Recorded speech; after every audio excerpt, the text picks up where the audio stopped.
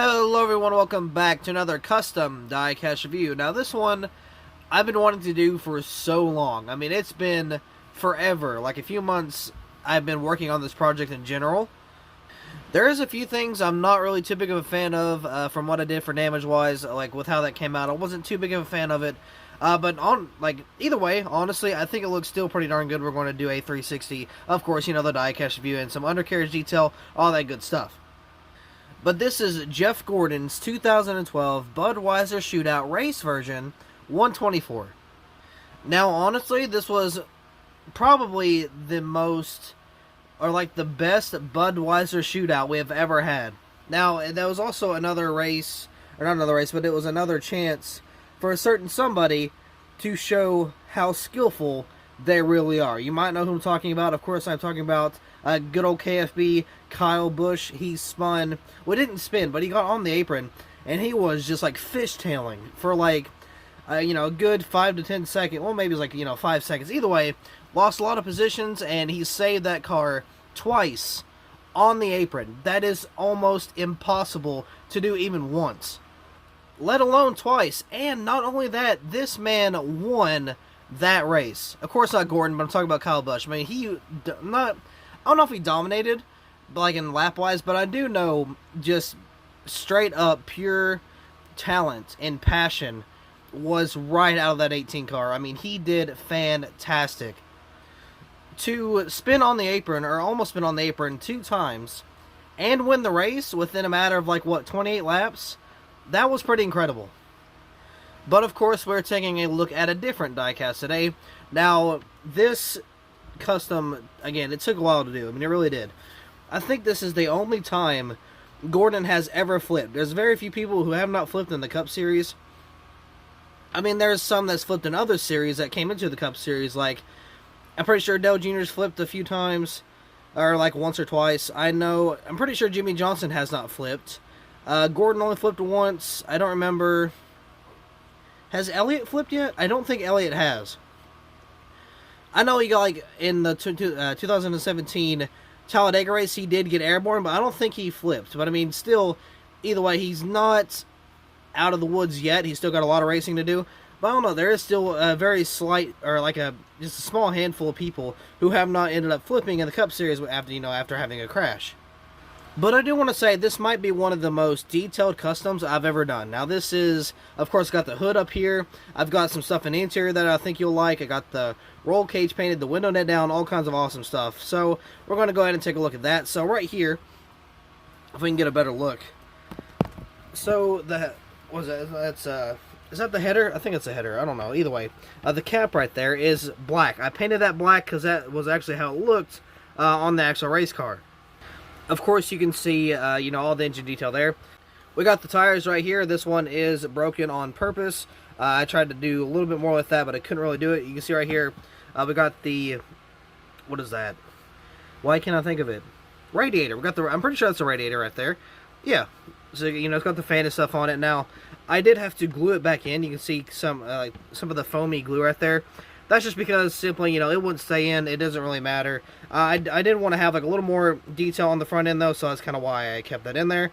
Now, the hood is flipped up. It is glued down as well. I can move this as much as I want to, and it will not come off as long as I don't freaking slam it on the ground or something. But it is glued to the windshield. You can see I got the quote tethers right there. If you want to know what it is, that's just rubber bands. I figured, I'll do a little bit of detail just so it looks somewhat connected in some way. Got underneath the hood, you got AARP and Drive to In Hunger right there with the Chevy logo, of course. Let's see, we got some scratches and stuff on the roof here, then we got some detail on the interior. Now, here's another thing I do want to kind of point out, if you can even see it. You may not be able to. But if you take a look closely, in the dashboard up here, you can see the steering wheel is actually up on the dashboard. Now, that is something I've never done before. That is the first time I've ever done that. And it is honestly a shame because you can't really see it from the windshield. And that was one of my favorite things I was hoping to have. But then I had to flip the hood over. And now you can't really see it that well. So that does suck. But I mean, hey, it is what it is. You got the 24 right there with a whole bunch of scrapes and scratches. You even got some rubber wear up there. So you got AARP, Drive to In Hunger right there. Of course, you got the torn up splitter, or the spoiler back here, I'm sorry.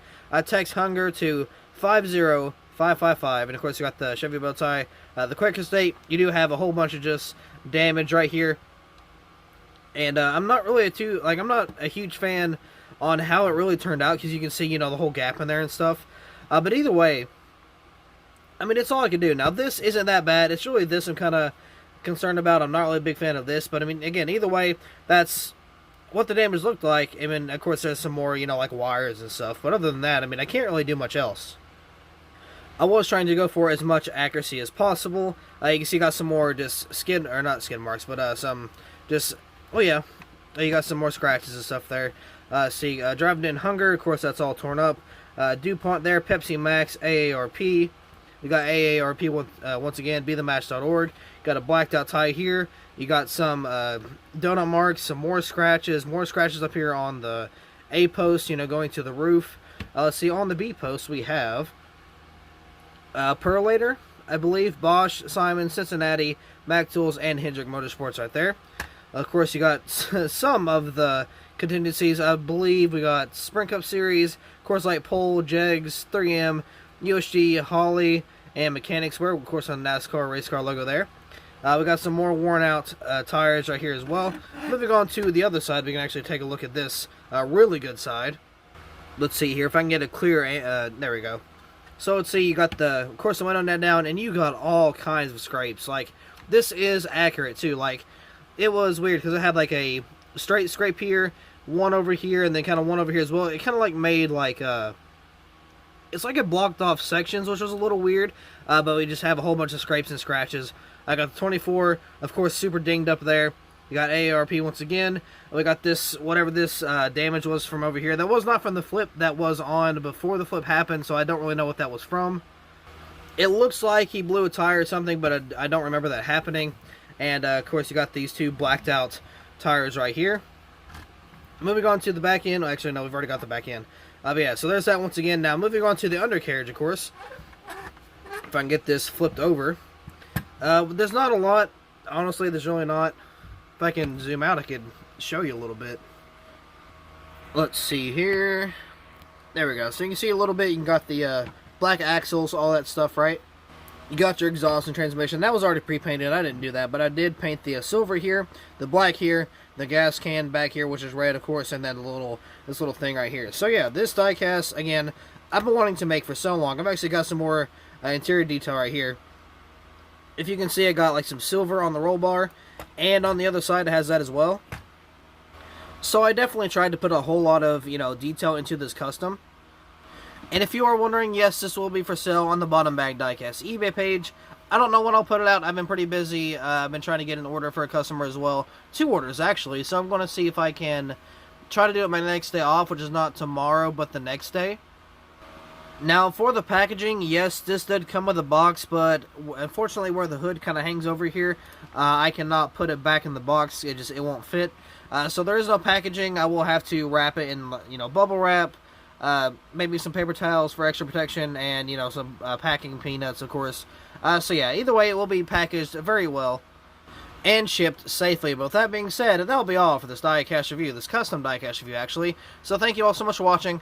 I hope you all enjoyed, and I'll see you in the next video.